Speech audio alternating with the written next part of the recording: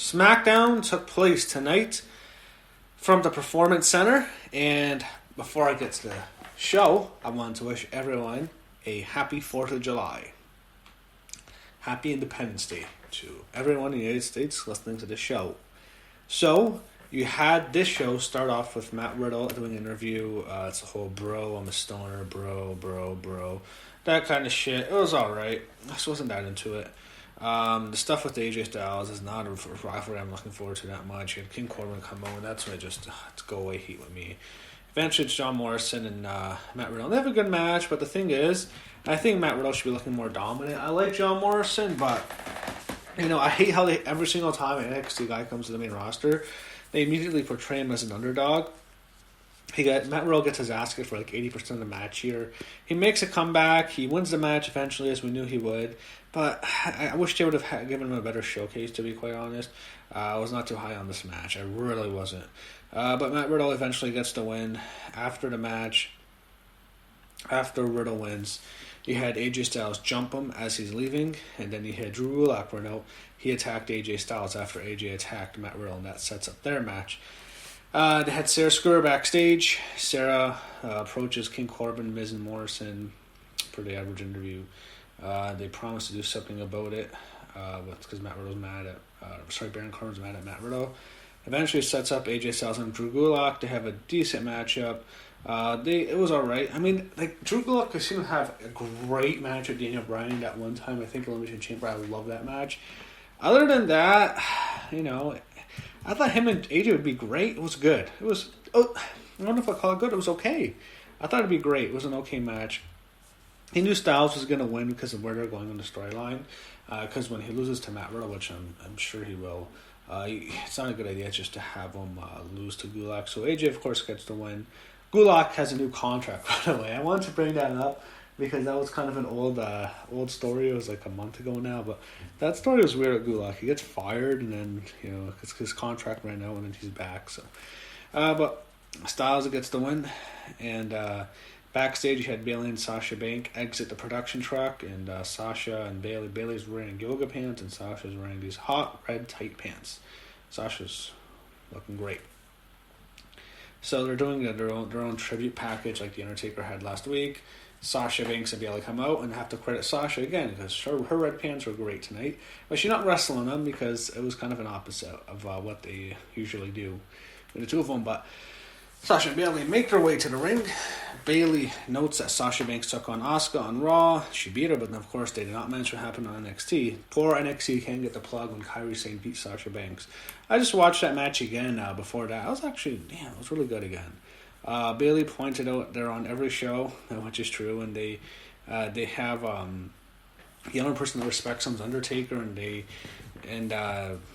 call him Taker, and they claim Undertaker called them and praised Bayley and Sasha, as if the Undertaker probably doesn't even watch the show.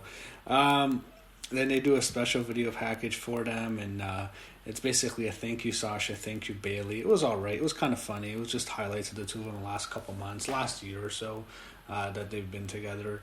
Eventually, we know who's coming out. Alexa Bliss and Nikki Cross come out. Alexa looking really cute. She always looks good. And I also wanted to give a mention to Alexa. She's doing her own podcast now. It's called Uncool. The only thing is, if it's Alexa Bliss, you want to see her. She's very attractive, very beautiful. You like to see her, but you only get to hear her voice. Her voice, okay, I'll settle for that. But her podcast, I'd like to see her interview Sasha. It'd be pretty cool. Because I don't think they hate each other anymore.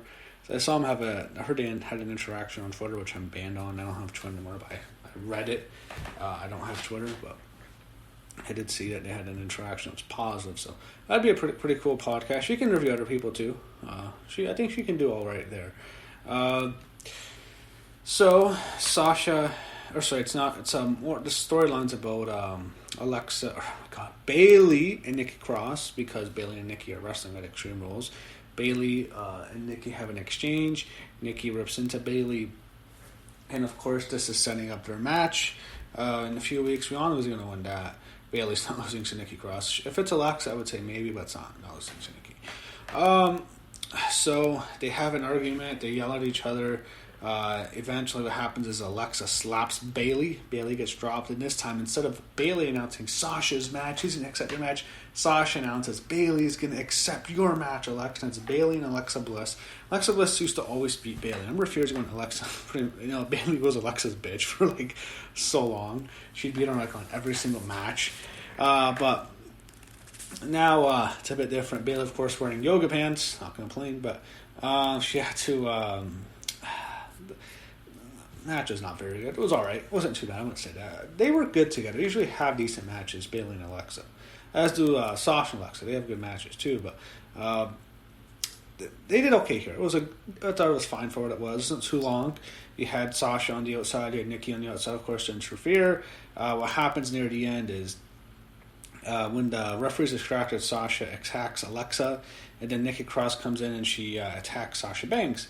And then Bayley yells at Nikki Cross, and then Nikki's so mad she punches Bayley in the face, gets herself disqualified. So, gets Alexa disqualified. So Alexa loses to Bayley by a DQ. Bayley gets a DQ win. She yells at her, and it sets up Bayley and Nikki. Man, I can't talk at Extreme Rules in 2 weeks. It's basically setting up that match. He had he also had them brawl after a match until the heels took off. He had a Wyatt Swamp fight preview. They showed various shots of a swamp, and it was kind of cool. It was kind of a video package too, the history of Bray Wyatt and Braun Strowman. I thought this was well done. I'm looking forward to the swamp match. We're going to see a swamp thing. I don't know if people know. Maybe get a crocodile, an alligator would be pretty cool. Maybe we get the Lake of Reincarnation, something. It'll be like a gimmick match. It could be like they could do it well.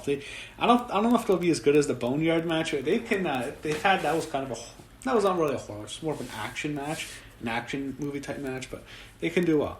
Anyway, next you had Kofi Kingston against Nakamura. To me, I don't care about this match at all. I really don't. I don't dislike Kofi. I like Kofi and Nakamura. Yeah, I mean, I don't respect people who just phone in.